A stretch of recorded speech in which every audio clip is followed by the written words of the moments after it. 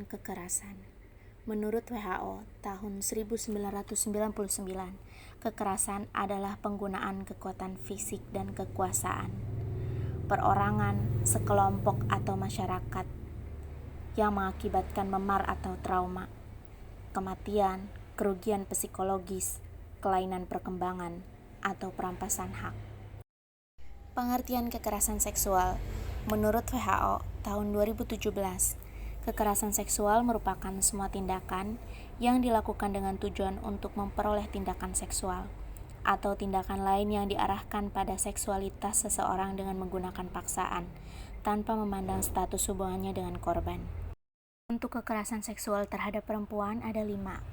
Yang pertama kekerasan fisik, 2 psikologis, 3 seksual, 4 finansial, 5 spiritual. Kekerasan fisik.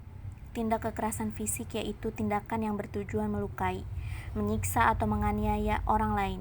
Tindakan tersebut dapat dilakukan dengan menggunakan anggota tubuh pelaku, seperti tangan atau kaki, atau dengan alat-alat lainnya seperti memukul, menampar, mencekik, dan sebagainya.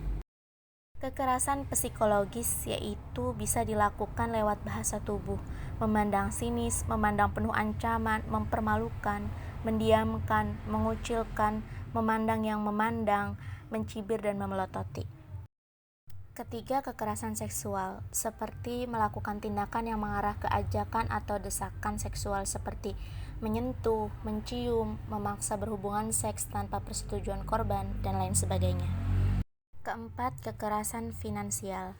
Kekerasan ini seperti mengambil barang korban, menahan atau tidak memberikan pemenuhan kebutuhan finansial, dan sebagainya.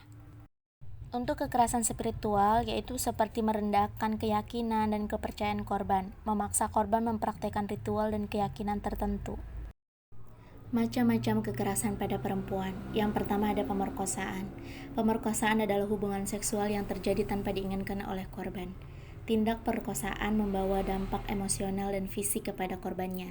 Secara emosional, korban perkosaan bisa mengalami stres, depresi, goncangan jiwa, menyalahkan diri sendiri, rasa takut berhubungan intim dengan lawan jenis, dan kehamilan yang tidak diinginkan. Kedua, intimidasi seksual, yaitu tindakan yang menyerang seksualitas untuk menimbulkan rasa takut atau penderitaan psikis pada korban.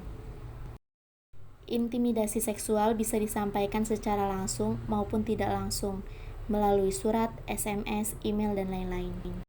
Ketiga, ada pelecehan seksual. Pelecehan seksual ini tindakan seksual lewat sentuhan fisik maupun non-fisik, dengan sasaran organ seksual atau seksualitas korban. Tindakan ini termasuk juga menggunakan siulan, main mata, ucapan bernuansa seksual, mempertunjukkan materi pornografi, dan keinginan seksual, colekan atau sentuhan di bagian tubuh, gerakan atau isyarat yang bersifat seksual sehingga mengakibatkan rasa tidak nyaman, tersinggung, merasa direndahkan martabatnya, dan mungkin sampai menyebabkan masalah kesehatan dan keselamatan. Dan keempat, eksploitasi seksual. Ini merupakan tindakan penyalahgunaan kekuasaan yang timpang atau penyalahgunaan kepercayaan untuk tujuan kepuasan seksual maupun untuk memperoleh keuntungan dalam bentuk uang, sosial, politik, dan lainnya. Dampak terjadinya kekerasan seksual yaitu dapat berdampak fatal berupa kematian, upaya bunuh diri, dan terinfeksi HIV/AIDS. Selain itu, kekerasan terhadap perempuan juga dapat berdampak non-fatal seperti gangguan kesehatan fisik, kondisi kronis, gangguan mental, perilaku tidak sehat, serta gangguan kesehatan reproduksi. Baik dampak fatal maupun non-fatal, semuanya menurunkan kualitas hidup perempuan. Upaya pencegahan kekerasan seksual. Yang pertama, jangan percaya penuh. Sebagai makhluk sosial, manusia memang saling membutuhkan satu sama lain. Akan tetapi, bukan berarti kita bisa menaruh rasa percaya sepenuhnya, apalagi terhadap orang yang baru kita temui. Jadi, untuk menghindari pelecehan seksual, akan lebih baik jika kita sedikit menjaga jarak dengan mereka yang bukan anggota keluarga atau kerabat yang benar-benar dekat. Kedua, bersikap percaya diri.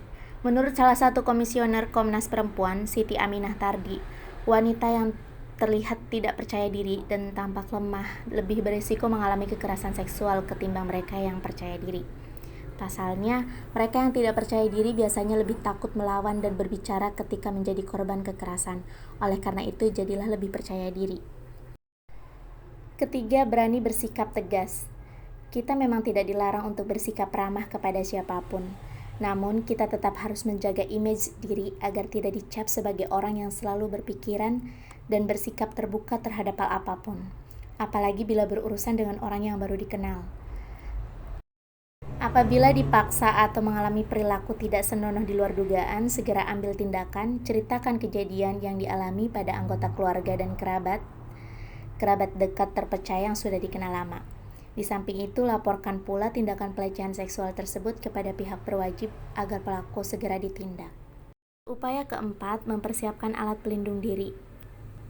Banyaknya laporan terkait kekerasan seksual, maka setiap orang harus lebih mempersiapkan diri agar terhindar dari masalah tersebut. Salah satu bentuk persiapannya adalah membawa alat perlindungan diri, seperti semprotan cabai atau alat setrum di dalam tas. Alat-alat ini dipersiapkan untuk menghadapi kemungkinan terburuk ketika menghadapi kekerasan dalam bentuk apapun. Pelecehan seksual dapat terjadi pada siapa saja dan di mana saja, baik pria maupun wanita. Keduanya sama-sama beresiko mengalami perilaku bejat tersebut. Maka dari itu, bentengi diri kita dari segala sesuatu yang berbau pelecehan seksual dan segera laporkan kepada pihak berwajib apabila mengalaminya. Itulah materi yang dapat saya sampaikan. Semoga bermanfaat. Semoga kita juga dijauhkan dari berbagai macam kekerasan.